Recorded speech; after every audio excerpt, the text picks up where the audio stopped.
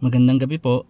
Sa video na ito ipapakita ko sa inyo kung paano maglagay ng custom button sa steering wheel para dito mo na itatoggle kung anong driving mode ang gagamitin mo, kung normal, eco or sports mode.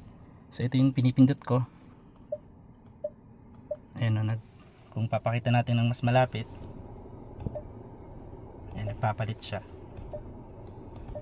So normally ang setting na yan ay dito mo yan kukunin sa panel. Ito yung nasa kanan na screen. Pag minove mo yung daliri mong ganun, dito mo siya pipindutin.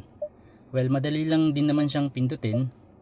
Ito ay taking advantage lang nung functionality na custom button.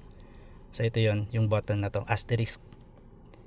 Para iset yan, pupunta ka dito sa vehicle settings, and then body settings, tapos custom button. So pipiliin mo siya dyan. Ito yung piliin mo, custom button.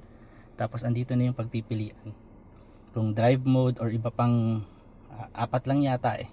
So ito, pag ito yung pinili mo, yan, magpa-function as toggle ng drive mode. Ito, ayan. So yun lang po. Magandang gabi po sa lahat.